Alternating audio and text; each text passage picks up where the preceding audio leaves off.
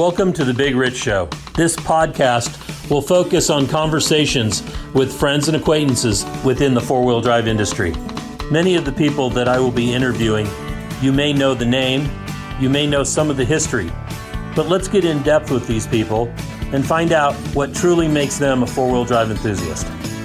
So now's the time to sit back, grab a cold one, and enjoy our conversation. Whether you're crawling the red rocks of Moab or hauling your toys to the trail, Maxxis has the tires you can trust for performance and durability. 4 wheels or 2, Maxxis tires are the choice of champions because they know that whether for work or play, for fun or competition, Maxxis tires deliver. Choose Maxxis. Tread victoriously. Why should you read 4Low magazine? Because 4Low magazine is about your lifestyle, the four-wheel drive adventure lifestyle that we all enjoy. Rock crawling, trail riding, event coverage, vehicle builds, and do-it-yourself tech, all in a beautifully presented package. You won't find 4Low on the newsstand rack, so subscribe today and have it delivered to you. Thank you for joining Conversations with Big Rich today. Our guest is Doug Bigelow. Doug is a past competitor in rock crawling and rock racing, and we will talk to Doug about his life experiences and what got him to where we're at today. So, awesome, Doug, it's great to hear your voice again and have you on with our listeners. I'd like to, just ask first of all, how have you been? I'm good, man. I've been real good. Family dominates a lot of what's going on these days. My boys are getting bigger. They're getting older. They got us running 100 miles an hour. And, I've been good. Life's good. Family's good. A little wheeling from time to time. So that's real good. And it's good to hear everybody's voice. Good to hear your voice, man. Let's jump right in. And where did you grow up? So I actually grew up right outside of Washington, D.C., about 15 minutes. So I'm not what you would think. I don't live on the mountains or anything like that. My dad was a cop. We lived, I almost want to say, a little bit of a suburban / city type life. And then as I got older and got into the high school time, we moved out to Western Maryland, which is a little more rural.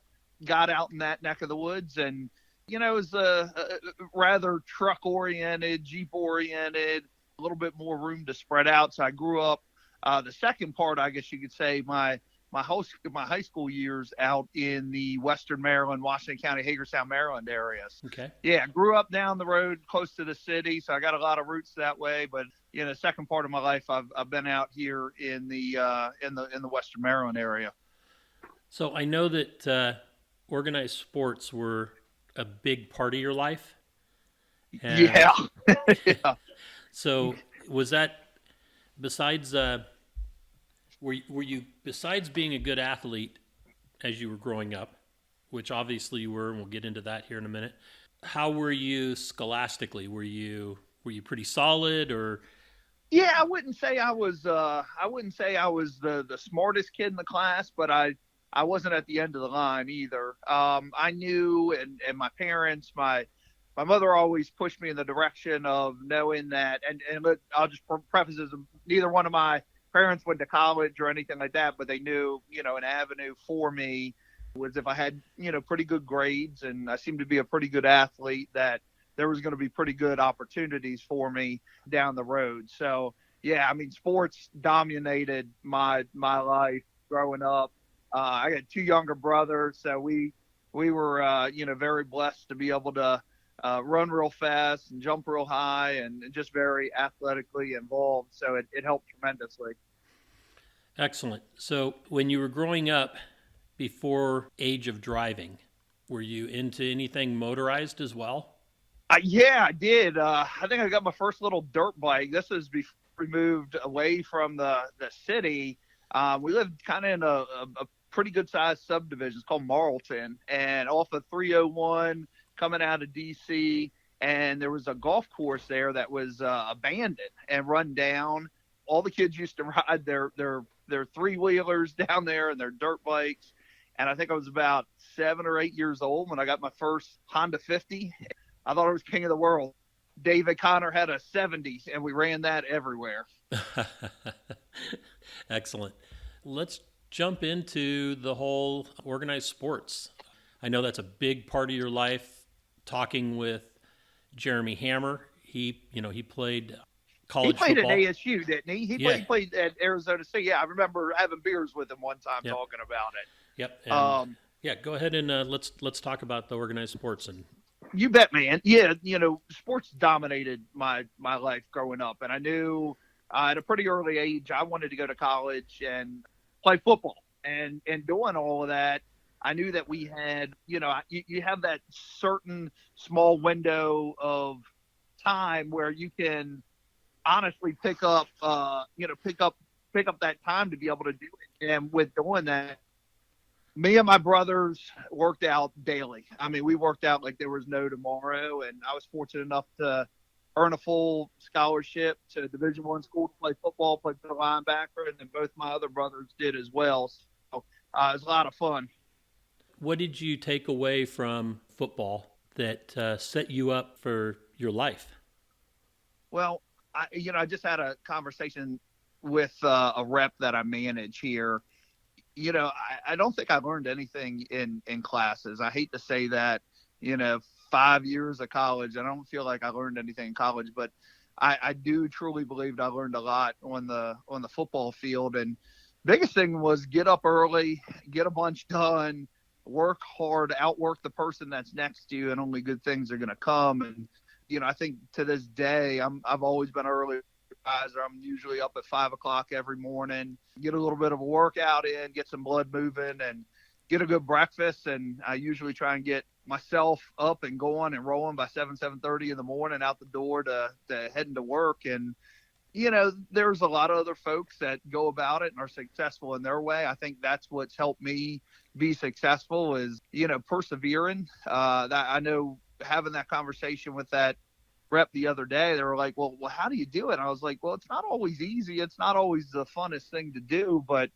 when it's 3 degrees outside and you got to go for a run or you got to go for a walk, that's the mental toughness that comes down to successful, because it's not always the easiest path that gets you there. It's a lot of ups and downs. Right. No, I agree totally with that. So your career outside of the football and playing ball, you played at Maryland, was that correct? I played at James Madison. James University. Madison, okay. Yep, played at James Madison. We're an FCS school, and 1AA for those that kind of know, and we were top tier, top 5 in the country every year, if not in the national championship game. And I had a lot of full scholarship offers to major Division I schools, and when I really narrowed all my opportunities down, JMU was a phenomenal fit for me. Had a ton of fun there, met my wife there. Actually probably started my real love for four-wheeling when I was in college, and maybe a little bit before that when I was in high school, but it was a perfect fit for me, and I'm glad I chose going there. Awesome.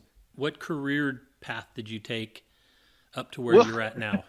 Yeah, it's funny that I thought, when you're in college, and I was there to play football, and, I thought I was going to play football for the rest of my life, worked out for every pro team on the planet, and, just wasn't in the cards for me. But one of my best friends in college, Ed Perry, he played for the Miami Dolphins for 9 years. So we used to talk a lot, and Ed was like, hey, man, you gotta come check out these sociology classes. There are a lot of girls here. So, I ended up, by default, when I looked at my credits that I had already earned, your first 2 years, you're pretty much just doing your basics. And I was like, man, I'm like 3/4 of the way to a criminology degree. So sociology just seemed like the perfect fit. Concentration in criminology, was working on a criminal justice minor too at the same time. I was like, I thought that was going to be the route. My dad was a cop. My uncles were cops. My grandfather was in law enforcement. So it just seemed like the natural progression. I actually even went and took the Pennsylvania State Police exam when I got done with college. But, looking back on it now, I don't think I would have been upset that I went into that route, but I felt that there was different avenues for me. And a big part of that was being in management and being in sales. And I've always had the ability to be able to just, strike up a conversation with somebody. So over the years, being able to kind of hone that craft in an avenue that made sense for me and I could make money for it, then, that's how I ended up in management and sales. And it served me well for the last, almost 20 years now. And you said you met Kat at college as well? I did, by accident. It was crazy. By accident? Did you hit her? Yeah, literally by accident. I was not looking for a girlfriend. For those that knew me back during that day, I had a long time girlfriend and even did the long distance relationship thing. But I had seen Katrina. She was on the field hockey team, 10 times better athlete than I will ever be. She was 2-time All-American in field hockey, just, really, really good. But the field hockey team practiced right before the football team in our stadium. So I used to see her a lot. Never really knew her, didn't know any of her friends. So we never really crossed paths. And it was one night I had actually just finished up my senior fall season. I went and picked up my brother Troy. He was going to military school down in Southern Virginia. And I went and picked him up and came back, and a buddy of ours, Danny Steve, was having a big party. Whole football team there, whole field hockey team. There's probably about 1,500 people at this party, huge college party. I met her that night at that party. And, short of going to King of the Hammers or something, we haven't spent a day apart since that day. So that was January 14th, 1998. So, when two people meet, I'm a firm believer that either you know or you don't know, and I think we both knew right then and there, that things were meant to be. So yeah, a lot of fun with that girl. I understand when you meet and that it's the right thing. Yeah, that's important. And it is. 22 years later, like 23 years later now, that's proven it. Yeah, it is. And she's from Northeast Pennsylvania, and from a really small town, little town called Benton. I think they have like one stop sign in their whole town. And I'm from Boonesboro, so it's it's a good sized town, but it's not a metropolis by any means. But she loved fishing, off-roading, loved simple things. Grew up on a farm. So we met in college. I was big into fishing at the time. I mean, absolutely big into fishing, love going trout fishing. I don't think there was a day that went by that I didn't go fishing, even when it was freezing outside. And in Harrisonburg, Virginia, heart of the Shenandoah Valley, there's tons of forest trails to the west out between Virginia and West Virginia. So at the time, I used to just spend a lot of time out on, little creeks here and there going trout fishing and walking them, and had to have a little bit of some kind of vehicle to be able to get back into some of these spots that we were in. And I spent a lot of time out there just driving trails, looking for creeks and hunting down trout. And it was a lot of fun. She used to do a lot of that with us back in the day. That's awesome. I knew that she was a great athlete just watching her spot you on the courses, rock crawling.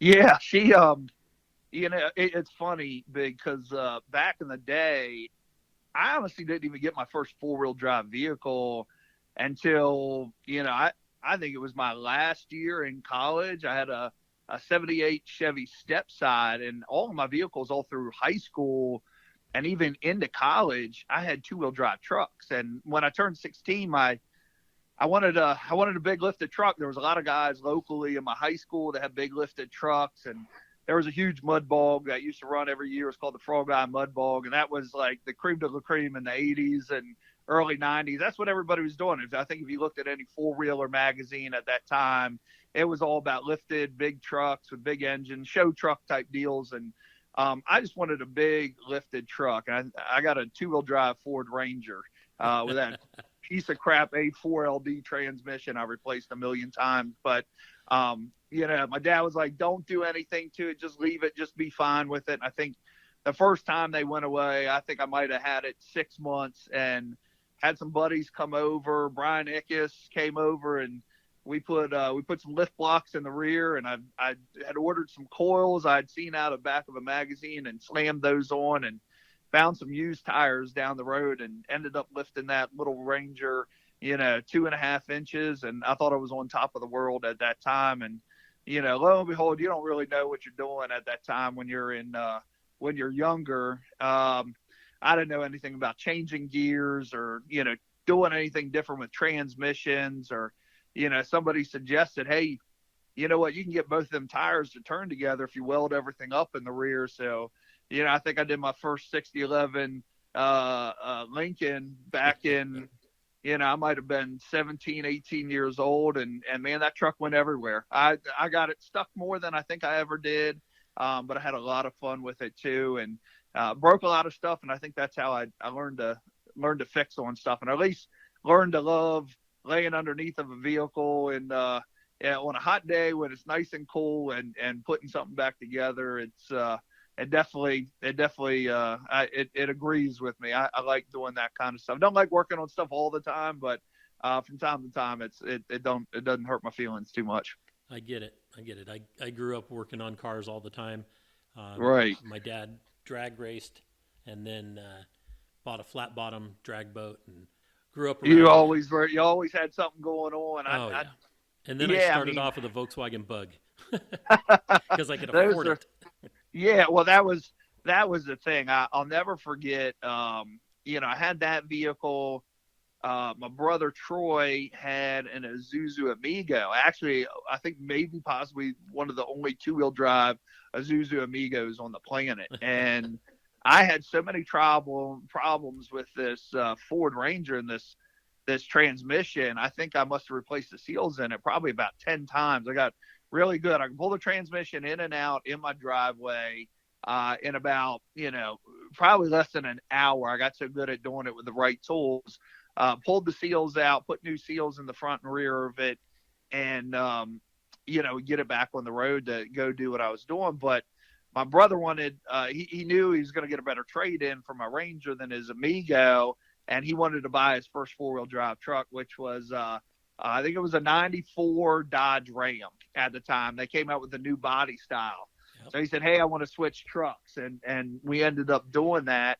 And I was like, man, four-wheel drive, that's pretty cool. Like that stuff goes pretty good. And it was, I think about a year or so later, I'd saved up enough money and ended up, I think it was about a junior in college. And I ended up buying this 78 Chevy Stepside. Was at one of our local auctions. Blue, nice Chevy blue. I love that truck. I mean, Katrina and I think we drove 1 million miles in that thing down every backfire road and trail in Virginia and all over God's creation at the time. It was sitting on 38s, little 350, and just a really fun truck. And we spent a lot of time running Second Mountain Trail and Dictum's Ridge and all these little trails, which I thought was, at the top of the world, and had no idea what it really looked like. But we had a lot of fun exploring, and, it's before cell phones. We'd go and get lost, and I was like, man, I'd have to stop and walk up to somebody's farm to figure out where the heck we were. So, we had a lot of fun back in those days. And I think that first four-wheel drive truck, we were actually pulling out some old pictures here the other day, and I was like, man, I should have never got rid of that truck. I should have never put it up for sale. But, at the time, there'll always be another truck. And I think I've searched for about 15 years now and haven't been able to find one again. I get it. I had an 86 Chevy smooth side that short bed 1 ton that I used as my truck for my contracting company, my landscape company. And man, I love that truck. Yeah. Yeah. To this day, I wish I had it. Yeah. You never think about it. I mean, I remember I went from that step side, and then I ended up buying a Suburban, had that for a while. And then I had a K5 and just had 1,000,001 little trucks. And I don't think I really got into the big time, like, you know what, we're going to trail ride all the time type of movement until I, the rock crawling part. I was always into trail ride, and we were always into, going to look for fishing spots, but it wasn't until I had just graduated from college, and I'd bought a CJ5, and there was a local guy had one on like 34s. I was a skinny 34-inch TSLs. I ended up picking up this thing for like next to nothing. And where Katrina and I were living at the time when we first got out of school, across the road was a family of ours that we know. They had 700 acres of mountain ground, all up and down the mountain. And they, because we knew each other, I used to go up there all the time.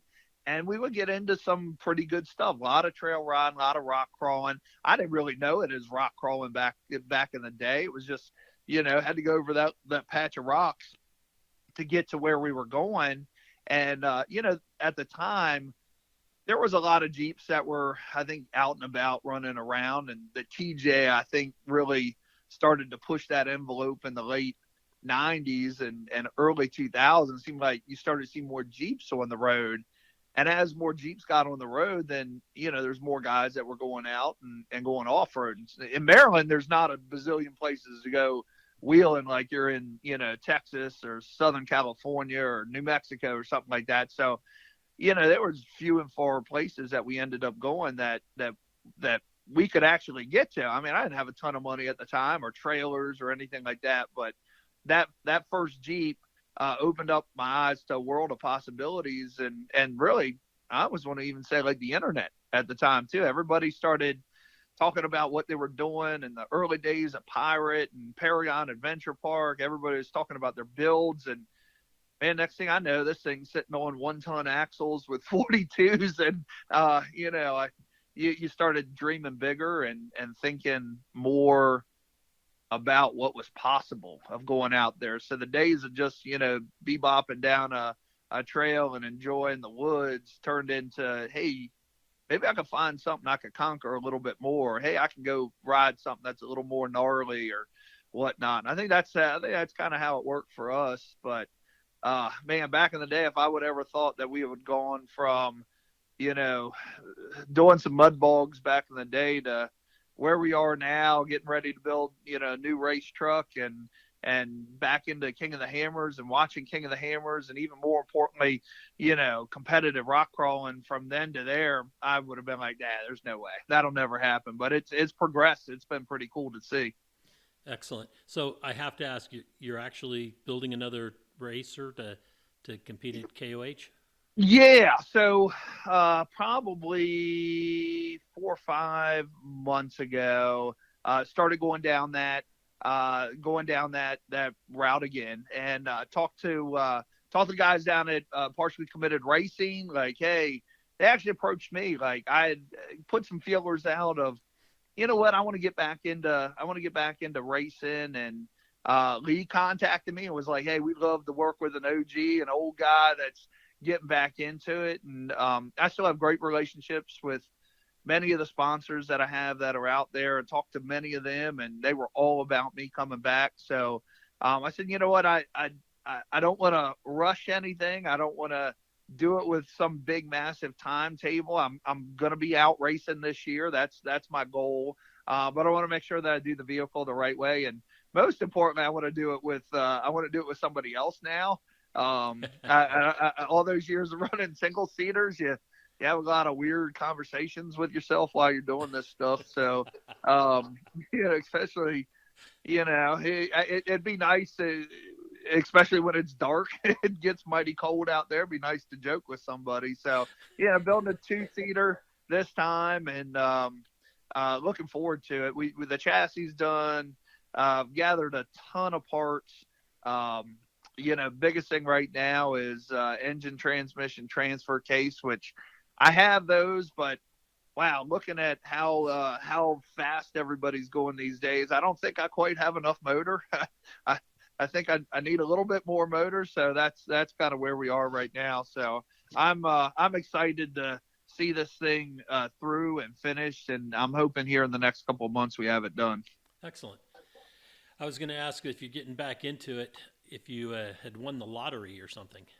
Well, good Lord. I mean, I was actually just, I was watching some Instagram clips here while I was watching football. And I was watching some stuff from like Cody and Shannon and some of these other guys. I'm like, I don't know what bank they robbed, but good Lord. I mean, it's everybody's got multiple rigs and got brand new stuff. And, and good for those. I talked to Shannon here not too long ago. His program's always been top notch. And anytime you can, get a couple other vehicles going at the same time, that helps tremendously. And, I don't know Cody and those other guys, but there's a lot of money flowing through the sport right now. Absolutely. I mean, there is a ton of money running through that sport, and it's good. I'm glad, because it's the trickle down effect for everybody that's out there too. Absolutely. Let's back up and go to the first competitive event, four-wheel drive, that you were in. No, let's not talk about that. That was horrible. I'm just playing. When I first got into this, I really did it. My wife, I said, was from Northeast Pennsylvania, and being on the internet, kind of, talking junk to people left and right, you kind of get to know some people. And, Brian Whaley was one of the first guys I talked to. These were all guys from the Paragon Adventure Board. And I'd never been to the park before, but knowing that the park was where it was, I actually remember being up there at my in-laws and telling my father-in-law, like, dude, we need to go find this place. Like, I don't know where it is, but we got to go find it. So we did. It was like an hour and change away, and we ended up riding over there. And this was maybe like 2002, and I'd met Kyle and Stephanie Knops over there, and nice people, super cool, and had a lot of good conversation. Saw the park, came up, I think a couple months later, and jumped and right seated with some people. So I got to know the area. And talking to Kyle and just being online at that time a lot, they were looking for judges. So I said, you know what, I want to be a part of this. I don't have something I can compete in quite yet, and I didn't know. I think probably the biggest thing that I remember seeing back in the day of what competitive rock crawling was all about was, I remember this video, Brian Hamilton absolutely having his foot to the floor, destroying his vehicle. And then, you had other clips of, like, Chris Durham ripping the whole side of his bed off of his truck out west. And I'm like, man, I don't know if I'm ready for all that. I've always done some stuff, but nothing like this. And we got into it that next year. I got to meet a lot of guys. Actually had met Brian, ended up meeting Charlie Melchner, Brad Stiles, Ken Shoup, all those guys, and they were all just really cool dudes. I approached Brian Whaley at the time. He had a shop open, and said, hey, you know what? I want to compete. And what would you be interested in building? And everybody was big on building single seaters at that time. Good old Melchner duped me and ended up buying some Unimog rear ends off of him with god awful axles. I'll never buy them damn things ever again. We broke a bunch, and that first event that we ended up going out to on kind of just we just got the buggy done. I'd driven it over a handful of gravel piles in Otter's Lot at the time, and we loaded that sucker on a trailer, and Kat and I drove out to the Badlands in Indiana. And yeah, I think we might have completed one course, maybe. I wasn't quite prepared for, like, I was okay with the big rocks. That was no problem, but there were some pretty good hill climbs that were there. And I'll never forget watching John Boring roll over down Purgatory that day, and this enormous rock come through his steering column and just destroy his orbital valve. So you got a rude awakening of, like, what did you get yourself into? And we learned that first year. It was all about learning. That first event was an eye opener, and I realized at that point, I was like, if I'm gonna do this and be good at it, I need to go and practice more. And with Kat's folks living that close to the Paragon Adventure Park, and this was before kids too. I think we were there almost every weekend, if not every other weekend. So we kind of committed and went full bore to it and practiced a lot and had a lot of fun with it too. So from that first event at the Badlands, you competed at New Rock then as well? Yep.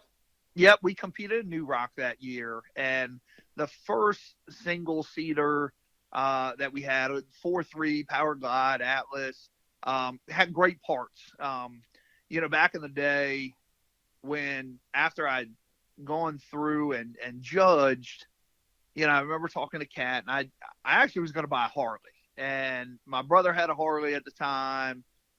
I was like, I'm going to buy a Harley, and we're just going to ride. And I was like, you know what? It seemed like everybody had a Harley at the time. I was like, I don't know. I was like, what about this rock crawling thing? Like, I got this money. Let's just, like, I want to try this. And Katrina's very competitive. I'm very, very competitive. And we wanted something that would kind of be an extension of what we did in college, but now we can kind of do it together too, which was cool. I was like, man, we gotta do this. Let's go and be competitive. And that first year, man, it was a real learning curve. Had a lot of fun. Made jobs and relationships that I'll take to my grave with me. Just like really good, salt of the earth people that we ended up meeting, and had a lot of fun. Like, realized, man, we're okay at this. Like, we're pretty good. By the end of the year, I think we were doing okay. And I'll never forget. I was like, the end of the year, Randy Torrett used to bring all of his guys to all the events, and Richard, who's kind of like his kind of crew chief type deal there, always used to keep a list of guys that were doing well. I remember by the end of the year, I was on Richard's list of guys he kept tabs on. I was like, so, man, we must be doing okay. And that first vehicle, man, we beat the crap out of. I think I busted probably a dozen portal boxes in those axles. Rolled it over, cut the top of the cage off once or twice, and refixed it. But learned a lot and had a lot of fun doing it at the same time. And we knew that was something we were going to do for a while then. So in those early days, what was the favorite place that you wheeled in competition? In the rock crawling? In that first year, that very first year, it wasn't until the man-made events started coming. I think it was the next year, but that first year had a lot of fun. I think it was probably Paragon. I mean, I was just so comfortable with it. Had a lot of fun. I had always heard about the Badlands, never had been there. And then, you hear about Jellico, Tennessee too. I mean, that's like kind of the old holy grail of East Coast rock crawling. And, I don't know that there was one specific. I always loved going to Paragon. That Jellico event that was down there that first year we went, man, there was 1 million people there. Just a lot of fun. And I love anytime you can get out and get dirty. So, I think if I had to put it on one, I'd probably say it was Jellico, just because of the venue and the people that we met. And I don't think we finished a course down there, but I know I rolled a bunch and got some pretty cool pictures from that, which was fun. And possibly Jellico Hotel? Oh, my God. Yeah. Oh, I thought we were going to talk about embarrassing stuff, but yeah. Well, we don't have to get specific, Yeah, Jellico Motel, the after parties. And, I love rock crawling. I love rock racing, love King of the Hammers, love all of that. But honestly, at the end of the day, even from back in the rock crawler days, the XRA times, even hell, I was just talking to Dave Cole about a possible something that might end up happening one of these days at the Jellico Motel. It's the after parties and getting together and having a beer and chilling out and hanging out with people that we enjoy and we got common interests in. That's the fun part, man. Those Jellico Motel days and the Jellico Rodeo, they were something to be had. Absolutely. It amazed me that the locals, the police, would just sit in the edge of the parking lot and watch shenanigans. Yeah. Those guys were always cool. And I think the town always enjoyed when we came there because, we cut up at the motel and we'd shoot fireworks and drink a lot of beer, but we always cleaned everything up. We were always good stewards of what we were doing there, and we brought a lot of fun and money to the town too. So I think they always treated us with good respect. I agree. So let's talk about the XRA days. Did you get in on that at the beginning, or? Yeah, it was. it was the next year. So kind of how we got into XRA was, our first single seater that we had with Unibog axles. I was like, all right, I beat the tar out of this thing. This thing's kind of like the cage is crooked now. I knew what we wanted to be successful in, and everybody's being successful with moon buggies. So I was like, I already got a bunch of good parts here. Let me talk to Brian again. Maybe we'll just build another chassis, slam all these parts together. I knew I wanted something that sat down a little bit lower. And that's when we built our first moon buggy. And, we're rock crawling back in the day. Loved, with you guys, and we rock, and, you rock and new rock. Just we if there was an event, we were often going to it. But going back to just all of the time that we spent at Paragon, used to meet up there on a Saturday morning with Melchner, and it'd just be me and him, and we would just peel out and go ride around the park and never stop. We'd ride 3-4 hours and never stop, other than if we were, going to cut up and laugh at each other. And you get, Devin and Jay Riggs and all of those guys that were at the park all the time. And before there was, going fast through rocks, we were kind of already, I don't want to say kind of already doing that, but we were kind of doing it. Like, hey, let's go run around the park and see how long this can take us to do. And there was an event at the Badlands, the East Finals. And I forget how I had left BF Goodrich and was with Max's at the time. And they asked me, hey, would you be interested in coming out to this event? And I was like, yeah, all right. Okay. That might make sense. And so we did. And we came out there, and we won the damn thing. Like we had a lot of fun. Like we went out there and won the event. And I think the going fast in me and going fast over rocks, I was like, wow, this is a lot of fun. We're jumping the rig, we're sliding sideways, and we're having a lot of fun doing it side-by-side racing. We're not banging doors off of each other, but this is pretty cool. And I think we're going to be okay with it. I remember me and Ken Bloom, we were the first time we had ever rock raced, and I was number one, he was number two, and guys were like, wow, like these guys are fast. They know what they're doing, and being able to pick a line quick and fast and make it through it, I enjoyed that. I had a lot of fun with XRA.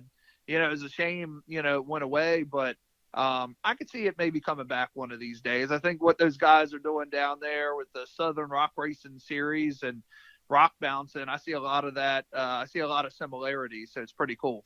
Yeah, the rock bouncers have gone to, instead of just being hill killers, they've gone into more of a short course race, more like kind of an in-between of XRA and what we were doing with Dirt Riot. So yeah, a lot of cool.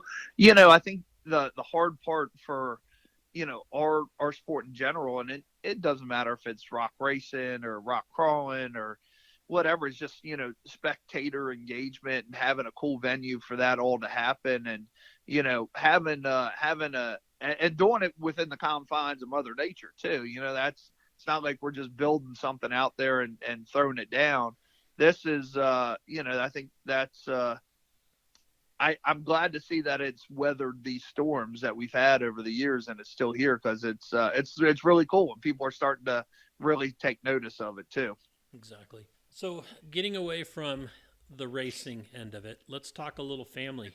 I saw some pictures over the last couple of years of your son or sons in football uniforms. So oh man, they're playing. You were at lacrosse today? Yeah, we had workouts this morning. So both my boys are very athletic, and I don't want to say chipped on. Hopefully they're 10 times better than I ever have been, and my wife.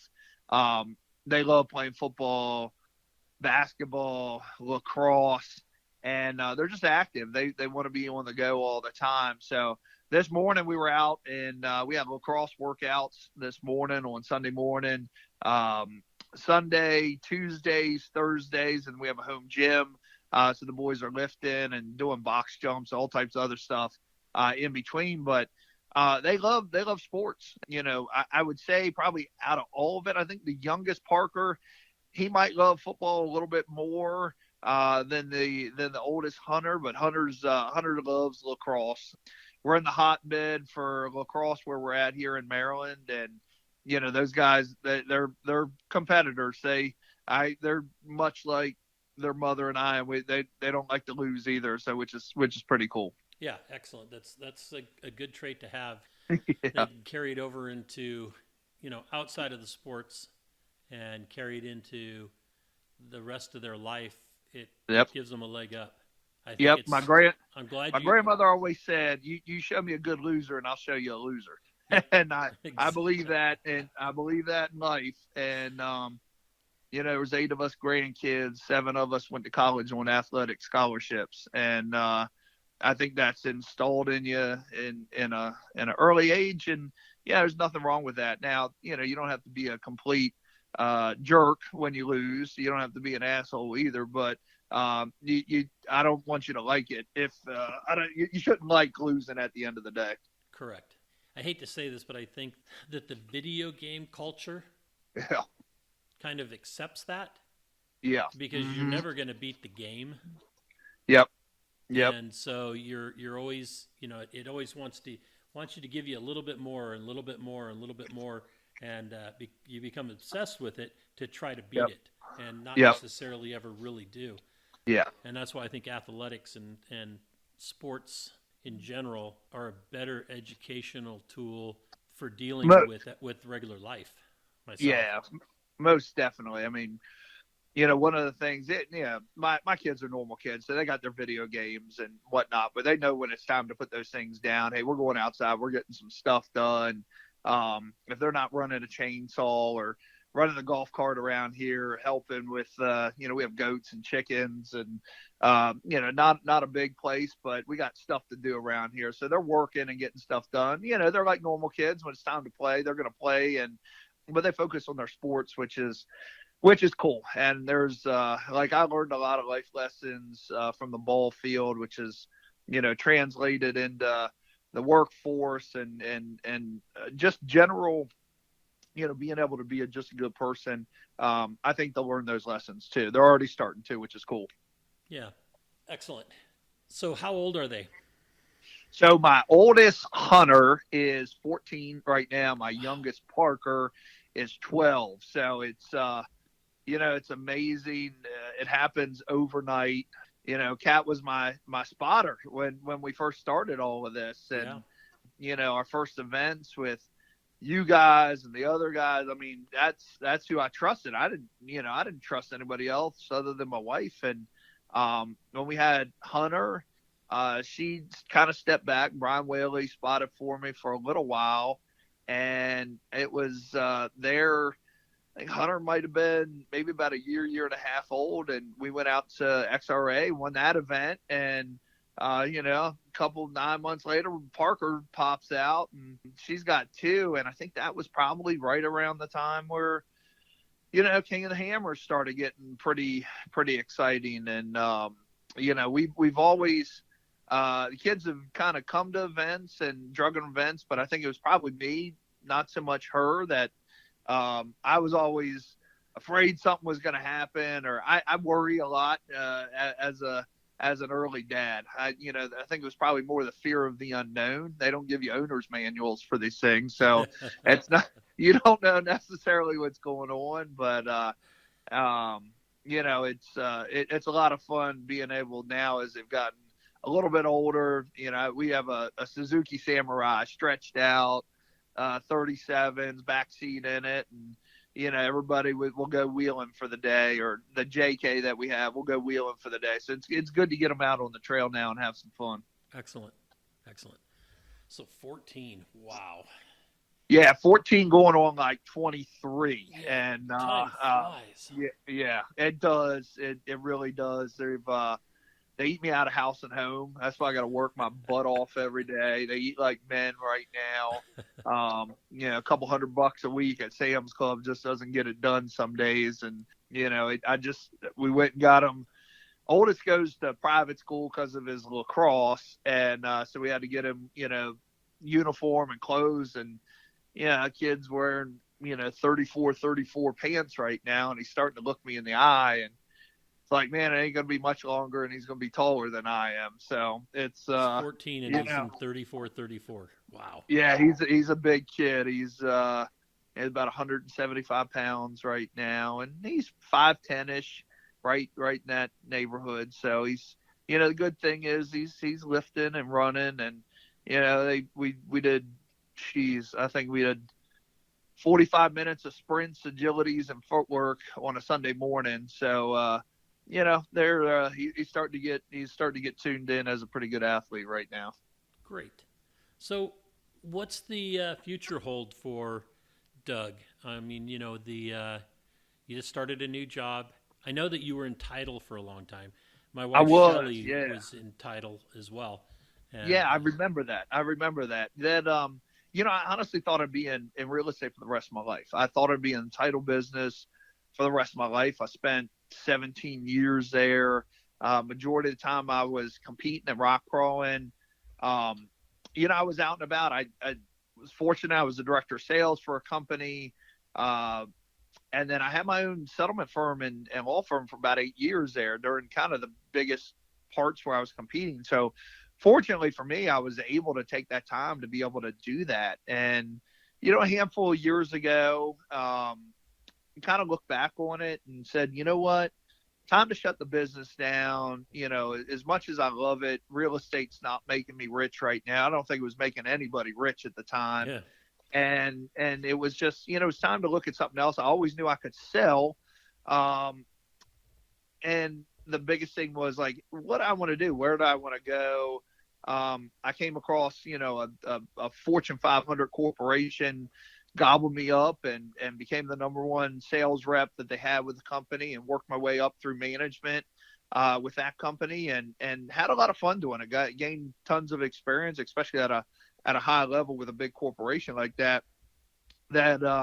You start realizing, I mean, I'm not 25 anymore, and now at almost 45, I'm looking at what's the end game for me? Where do I want to be? And realizing that you can make a bigger impact with a smaller company, that matters. And when you start looking at where do you ultimately want to look at, as far as, am I going to stay in Maryland for the remainder of my life? And yeah, I don't think so. I grew up here. I've been raised here. I live here now, but my family, we love Tennessee. We love being outdoors. And unfortunately, Maryland's just not necessarily conducive to doing that all the time. So, we're actually planning a trip as we speak down to Tennessee here in a couple of weeks. And fortunately, everybody's working remotely right now. So it doesn't impact me at all, doesn't impact Kat at all. And both the boys are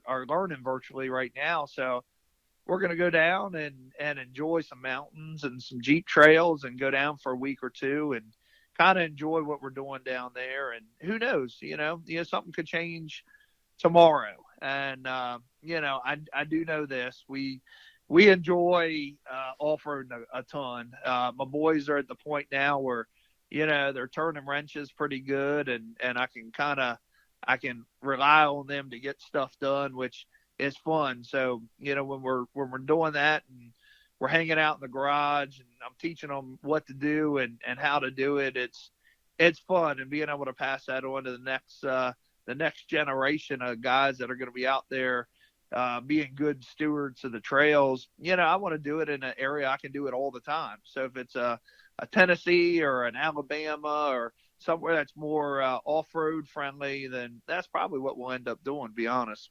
So what part of Tennessee do you enjoy? Well, our Kat's folks, I love the eastern part of Tennessee. Right. Eastern Tennessee is, the Smokies through there. I could drive through that all day long. And we did here a couple of weeks ago, went down for 2 weeks and we're looking at property, looked at some lake property down there. My family, we have some lake property in Southern Virginia, and we were just looking at other, comparable types of properties. And of all people, I was talking to Ken Shoup. Ken bought some property in northern East Tennessee, bought a 100-acre farm out that way. And I was like, you know what? Damn, that Ken Shoot, he's a smart dude. I was like, we got to do the same thing. They're not, I'm so used to, you guys probably see it there in California. Property's just so expensive. Acreage in my neck of the woods, it's like $75,000 an acre. And that's just, you don't see that down there in Tennessee. So like cost of living's a lot cheaper. People are ungodly much nicer. And, it's a really nice area for family and ability to get out and about, get out on some trails, go fish in a stream, go have some fun. I think just Tennessee alone, just from off-road parks, I think there's like 15 or 16 off-road parks just in Tennessee. So there's a lot of opportunity to get out and about. And of all things you could imagine, I'm no Lance Clifford, but I've gotten into some mountain biking here recently and gotten a pretty good bike. And so we like getting out and about and enjoying some fresh air in our lungs whenever we can. Excellent. That's the future then, possibly move into the mountains of Tennessee. That's a good idea. Yeah, it is. I don't, and what that looks like, I don't know. I look at it now. Within the next handful of years, both these boys are probably going to be on to college and going to be, hopefully headed to big universities to do what they want to do. And, at that point, Kat and I, we can kind of come back to center and do what we want to do as well. But, I think we'll be East Coast based, and we flirted. I was being recruited for some jobs that were out on the West Coast, and as much as I love the West Coast and I love going to California and Arizona, I could maybe see myself living in Arizona, but, I think they're cool places to go and visit, but I think my heart's on the East Coast. So Lord only knows what the future will end up. I do know it's going to be more four-wheeling. It's going to be more off-roading and definitely more fishing, probably a little beer drinking in there at the same time. So it'll be interesting to see what the future ends up holding for us. Well, that's awesome. So we've run the gamut that I can think of. Is there anything else that we haven't touched on that you would like to share? Well, I think probably the coolest thing, in our sport, Big, and I think you can probably appreciate this as well. It's just all of the really cool people that you end up meeting, on these times that we do get together. Probably I laughed about this years ago. We were sitting having some drinks, Melchner and I, Ricky, my brother, and we were talking like, man, I was really glad that you schmucks live in New York and everybody else, some of the best friends that we've come across are people fortunately live in other states and sometimes the other side of the country. Guys I would drop everything at the drop of a hat and if they needed something, go handle what they would need. So I think probably one of the last, like, just the people that you end up meeting throughout all this, some of the coolest dudes that are around, guys and girls that just have the same common interest at hand and just really nice people. A lot of fun times. Good Lord. A lot of fun times. We were putting together this Jeep ride here not too long ago, and it turned into like a phenomenal organizational opportunity to raise a bunch of money for a kid that was diagnosed with cancer. I was talking to Gene Rose. He was helping with the day-to-day of what we were trying to do. We organized this big ride in like 5 or 6 days. And we got the tough news from another one of our club members that I don't know if you remember Stan Barkowski. Yes. Stan passed away. And, it was a tough deal. And I just remember Gene and I just kind of hugging it out right then and there. Kind of sucked. A lot of good times with Stan. And he looked at me, I looked at him. He goes, he wouldn't want us doing anything, more than hanging out with each other and having good times and making memories. So, that's the thing. As you get a little older, you don't think about this in your 20s and maybe even in your 30s. When you get in your 40s, start talking and thinking about every opportunity that we get to get together with people. It's fun, and you're making memories and you're laughing, and that's that's good and fun. And I want to do more of that. I want to hang out more with people and enjoy people's times and do it with family as well. And that's what it's all about. I think that's why we all enjoy being in Jeeps and rock crawlers and buggies and hanging out with each other, is to enjoy each other's company. Yeah, it's that social aspect. It is. It is. And I think back in the day, the real commonality of everybody coming together through a handful of these different websites, Pyre 4x4 being one of those biggest opportunities. There's no way in hell, and I know you were talking to Kevin Carey, there's no way in hell I would ever known a Kevin Carey from the other side of the country. There's no damn way in hell if it wasn't for that website. And because of, who he was and where I was getting to at the time, Kevin, I dropped the hat. I love that dude. I mean, you come when he was here on the East Coast, he'd stay at our house for a week, 2 weeks, like you just hanging out. Like, if it wasn't for, good people, I would have a whole lot less memories about off-road and a whole lot less memories in my just life if it wasn't for a lot of these things that we've had the blessing and been able to fortunately, be able to do. So it's the people that are out there. If anybody's listening to this and listen to anything this meathead's saying, spend more time with people, because you never know when it's your time. So, do more of that.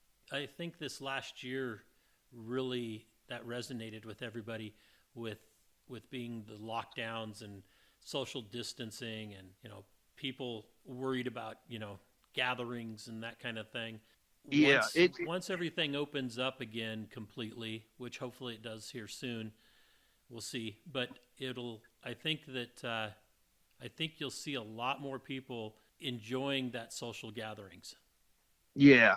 I concur with you. I mean, I think here the other day we had this ride, and it really came together in a short amount of time. We had about 4,000 Jeeps that showed up just to put Christmas lights on their vehicles and ride by this kid's house and blow their horns and show this kid a bunch of love. People are so sick and tired of being just in their house and just told they can't do anything. And that's why I really love our off-road lifestyle, because you can still go hang out with people, but you can get some fresh air in your lungs and go and have a good time. And I see more opportunities for the future for off-roading. I think it's really going to grow and explode more here in the future. I really do. As people look for more opportunities to get out and about, and who knows what our new normal looks like in the future. I don't really give two craps what it looks like. It's probably good for me. I know it's going to be more four-wheeling and more good times with friends and buddies, and hopefully I get to do it around the country more than I have in the last year or two. But it'll be fun. It'll be a lot of fun, more fun in our future. Cool. So is there anything that you would like to ask me? Oh, man. Big. Probably one of the biggest questions that I've always had, what is the coolest place because you travel a ton.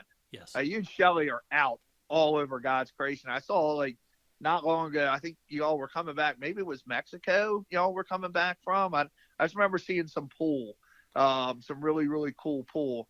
What's probably the coolest place that you guys have ever visited? Okay. When you put it that way, I'm going to say the coolest place that I ever visited was probably Japan. Oh, I forgot you guys went over there. Yeah. Yeah, we went over there. Neazumi and Masa were putting on a rock crawl, the We Rock event over there. And so we went over and we spent, I don't know, it was like 2.5 weeks or something there. Wow. And we got to, hang out with the Tsudas. We went all around Nara. And one of the things that amazed me there was how old their society is and civilization. Yeah. We think here, 200, 250 years, that the nothing. nation has been around, and then this and, and the buildings. And they got wood buildings over there that are 1,500 years old. Yeah. And it's just amazing how they live with so many people in such a, truly a small footprint. Tokyo was amazing. I would love to be able to go back there and see more. We saw a lot in the Nara area, and then we saw a lot around Tokyo, and Right. it was very interesting, especially being in a country that doesn't have English as a primary language. Yeah. Or it's pretty much a secondary language there. Right. But their society is so different from ours when you travel and you see how people live and how they go about their daily life, that it's like watching a movie or reading a storybook and being able to be part of it. That's pretty neat. That's pretty cool. Sense. It does. It for the handful of years there, we were racing side by sides. My brother and I, we got involved with the folks from Arizona Tire, and they had us out to Chicago for one of the UTV conventions, and just had the opportunity for a week just to hang out. And their culture is much different than ours, but very welcoming and very gracious folks that I enjoyed it. I enjoyed hanging out. I mean, they immersed us. I was like, they took care of everything for us, which was, really, really cool. Spent a lot of time in places I don't think I would have ever gone in Chicago, in Chinatown, eating. And they had families that were out of Chicago that they graciously, literally, made us dinner, authentic type of dinners, which was phenomenal. You just, those types of atmospheres, you don't ever think that you're ever going to get the opportunities to be in. So I couldn't imagine actually visiting Japan and being over there and seeing that. Now it just seemed, do they have areas, tons of areas to go four-wheeling in, or is that prevalent, or was that just specific in the you said it was in their avenues, where they have an off-road park over there, right? Yeah, their family are foresters. Ah. And so for generations, they've been providing wood products or the lumber for wood products. And Interesting. they're very, very well organized with their methods. Right. There is no what you would call, old growth. Right. But everything is, these just mountainsides full of forests that are being raised for wood products there in Japan. And that is huge. So they're able to use part of that property, and it's really close to the house, the canyon that they use, and they've created, it doesn't have a lot of rock in that area, but they've been able to create rock obstacles using concrete. But when I first drove up to it, as we were getting close to it, I was like, well, where's the concrete? This is all, granite slab. But they did a really good job of making the granite or the concrete look like granite. It just absolutely amazed me.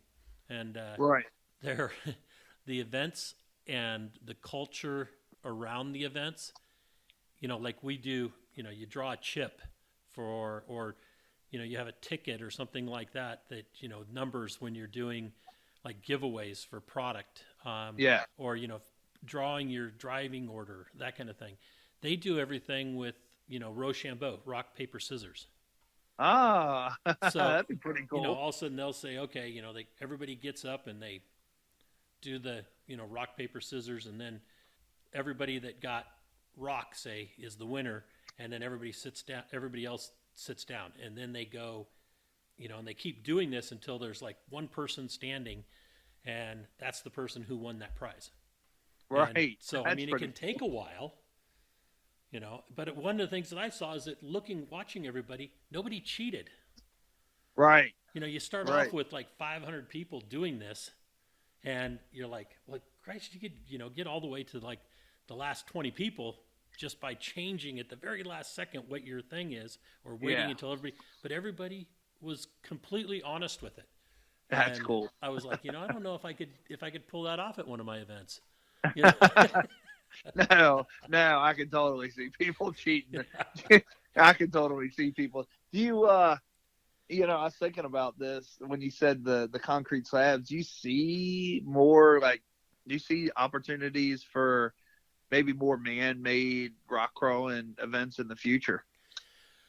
I do. If they're in the right areas, Right. developing the natural properties, I think, that have the rock formations on it is still the best way to go. Yeah. Because, to be honest, that bringing it into the cities, while it may be good for advertising, it's not necessarily, we're not getting to the people that really enjoy the sport. Right. Right. So a mixture of natural and man-made would be great. Right. I don't think you'll find anybody but the owners of the property that will invest in that man-made stuff being done. Yeah. I myself, there's too many times where we invested in other people's properties to build those and then got shut out for whatever reason within a year or two. Yeah. And so it's really difficult. The situation would have to be absolutely perfect for us to invest in somebody else's property again. But, I see that people out there that are investing in properties to turn into off-road parks. Yeah. And if there's not a lot of rock in that area, I think it's, makes sense. It makes sense to either haul it in or create it. I hope people do that more. Yeah, some of the most fun I think we ever had was, being out at Columbus, Ohio, the man-made course out of the rock out there. I love that. That place was like a skateboard park for buggies. I mean, just a lot of fun, cool climbs, technical, hard stuff, some stuff you thought you were going to die on doing. Just had a lot of fun. But I can also see too, how difficult that is from your all's perspective. I honestly couldn't imagine, just the headaches and whatnot. But yeah, it's this avenue of rock crawling has come full circle. I mean, it's cool to see that it's still here. When I remember seeing pictures of trail rides that were going on where people were breaking open sledge and claw and jack, I was like, man, that's pretty cool. And more of the magazines really started showing stuff. Is like, it seemed like more people wanted to go towards the harder, hey, we're going to get out and ride and do more technical and difficult things. And I think the internet really exploded things, so it's things die off quick. All types of fads die off quick, and I think the sure availability of this is still an avenue where you can go and get in your Jeep or get in your Bronco or get in your truck or whatever you're going to do and still go do it. We're always going to have competitions and people are always going to see who's the best of the best. But, I think there was opportunities where, maybe it was going in a direction that I don't know if we're going to come back for that. But to see that we're still got buggies that are out there doing this, and King of the Hammers are as big as it is, and rock crawling events are as big as they are. I mean, it's cool. I mean, it's really cool. I told Kat the other day, I was like, man, this back part of the garage still got enough parts here where you can put together a moon buggy. She just looked at me and rolled her eyes and walked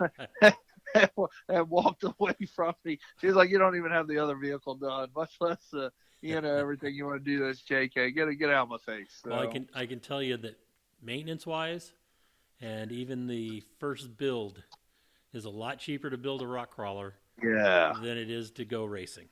It is, man. That it is. I enjoy the racing. I thoroughly do. I always will. I've always been that type of guy. I even think I said it in a video one time. I've always been that guy putting everything on my back. I enjoy that part of it. But you're damn right.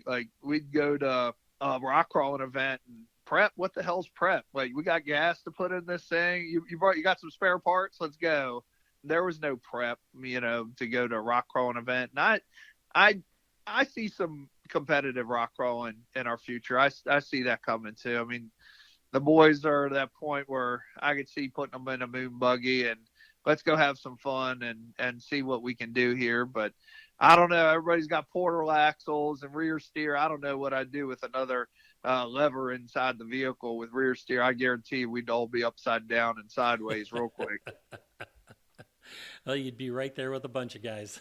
That's what I figured out. That's I can see that happening here in the future. Those are the good times. It's just so much good fun and avenues to be able to do it. Time to be able to go and spend it with family. That's what it's all about. So that's I can see turning those parts into another vehicle here one of these days, and Lord only knows, maybe we'll build this our own this time. As much as we've done and had just other people build stuff for us, I told the boys here, I got this 64 Nova I'm trying to get done and finished and wrapped up, and it's got this whole corner where it's just got nothing but benders and notchers, and I was like, you know what, maybe we'll just build the next buggy. Who knows what that ends up looking like. There you go. Well, Doug, I'd like to say thank you so much and good luck on the future and everything you do with the racing. Hope to see you out rock crawling. I'd love to see you and Kat and the boys enjoy, that part of the sport as well and lifestyle. Hope you're able to get out on the trail and get those kids broken in on the 4-wheel drive lifestyle.